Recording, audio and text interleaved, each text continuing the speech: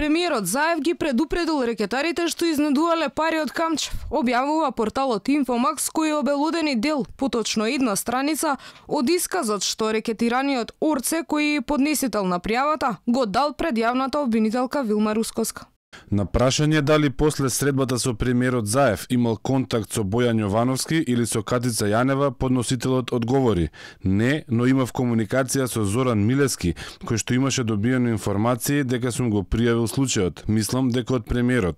Стои во записникот на обвинителството за организиран криминал од исказот на Јордан Камчев, тврди Инфомакс. Според текстот во исказот на сопругата на Јордан Камчев, Ана Камчева, се наведува дека откако Заев му кажал на Зоран Кичеец дека има пријава против нив, тој и Боки 13 престанале да го контактираат семејството Камчеви. Порталот пишува оти прв контакт со Камчев имал Бојан Јовановски, првично нудејќи му проект за трговски центар Fashion Mall. На Камчев не му се чинал сериозен проектот, па го одбил. Ама Боки не се откажал лесно. Па за една недела пак му тропнал на Камчев наврата со нов проект и со договор кој веќе бил драфтиран и парафиран од синот на Катица Јанева, Лазе Јанев. Му побарал 4 милиони евра за лиценца за старечки домови. Јас сватив дека всушност се работи за фиктивен проект, бидејќи освен договорот не ми беше презентиран никаков бизнис план, што значи целта беше да се земат пари од мене. Боки 13 не успел да го натера Орце со милионски суми да инвестира во старечки домови и во трговски центар, но договорил реклама, која според наведеното во текстот на Орце не му била потребна, но сепак се согласил да плати 180.000 евра и тоа 90.000 евра преку сметката на Систина, а исто толку преку ОК Идеја. Потоа Бојан Јовановски започнал на Инстаграм да објавува заеднички фотографии со Катица Јанева и во коментари под нив потенцирал дека се спрема нешто големо. Неколку дена подоцна Камчев бил приведен и притворен за случајот Империја. По притворот на 10 ноември 2018 во стан во Капиштец била повикана сопругата на Орце, Ана Камчева. Јас бев притворен, како што кажав, на 8 ноември, петок, а во неделата мојата сопруга беше повикана од Зоки Милевски да се сретнат со Васе Демишков, адвокат од Скопје. Во вечерните часови, ден недела, мојата сопруга била однесена во таен стан во населбата Капиштец. Во станот биле мојата сопруга со Зоки, а Васе Демишков ги чекал во станот. Васил Демишков, инаку брат на судиката Весна Демишкова, уште во август 2018 се обидел да изнуди пари од Орце Камчев, но Орце не бил заинтересиран, оти сметал дека е невин. Васи побарал 2, 4 или 6 милиони евра во зависност од опцијата, при што и кажал дека поголема група на луѓе треба да се подмери од сумата и дека во оваа група биле вклучени и обвинителката Лилја Стефанова и неговата сестра, судиката Весна Демишкова, која после ова би заминала во пензија. На прашање на обвинителот како би отишла во пензија кога не исполнува години старост, пријавителот Камчев изјавил: од тие причини сумата била голема затоа што после ова на судиката Демишкова би завршила кариерата. За подсетување, Весна Демишкова е судиката која донесе ослободителна одлука за Заев за случајот подкуп, во кој премиерот беше обвинет дека барал 200.000 евра од бизнисмен, додека бил градоначалник на општина Струмица. На крајот на ноември лани пред Орце Камчев да биде ослободен од ефективен притвор, а мерката да биде заменета со куќен притвор, Бојан 13 преку Зоки Милевски Кичеец ја контактирал сопругата на Камчев, нудејќи опција од 500.000 евра во замена за укинување на мерката притвор за незиниот сопруг.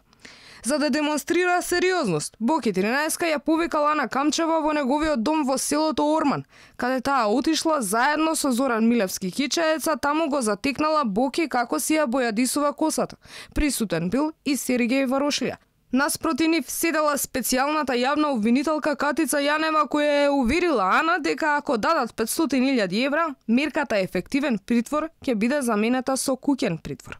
2 дена по обезбедените пари, од кои 150.000 евра, како што се наведува во текстот, Камчеви позајмиле од Зоран Милевски.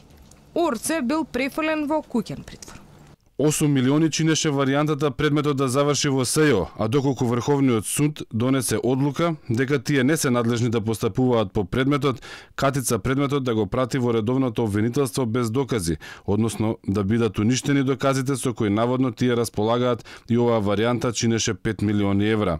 Дека е ова така, говори и фактот дека имаше поплава во подрумските простории на СЈО, каде беа уништени доказите во предметот Империја во кој сум помеѓу обвинетите.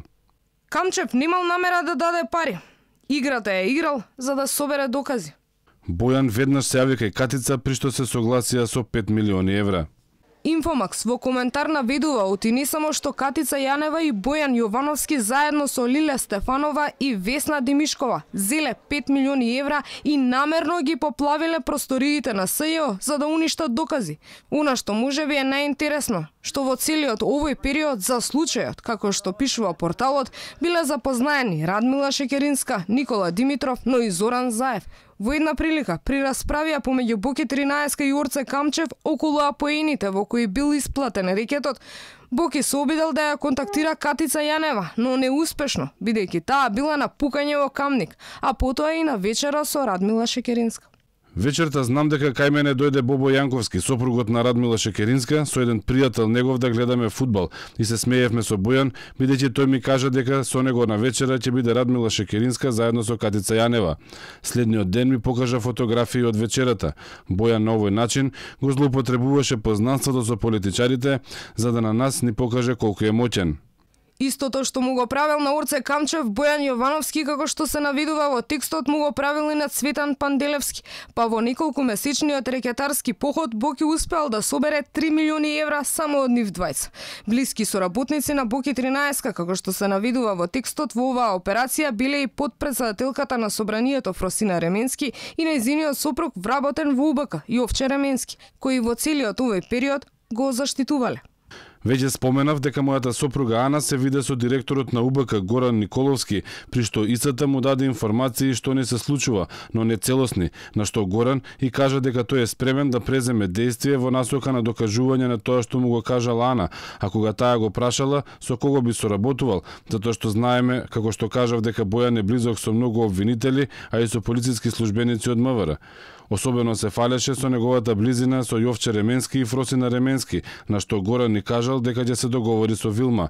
Тој сакал да даде предлог до обвинителството за примена на ПИ мерки, како би можело сето ова да се документира на законит начин. Орце заедно со неговиот адвокат отишле во просториите на СЈО на состанок со Катица Јанева. Во канцеларијата на Јанева била и обвинителката Лиле Стефанова, која по наредба на Јанева ја напуштила просторијата. На прашањето на адвокатот Антонија Пастоловски, што ќе се случи со Врховен, Катица кратко одговорила: "Таа работа со Боки да се заврши. Истрагата за случајот рекет се уште тече. Истата може да трае 6 месеци, но и многу подолго." За сега, втор месец зад решетки во притвор минуваат Бојан Јовановски и Зоран Милевски, а само 2 дена во шутка е и Катица Јанева.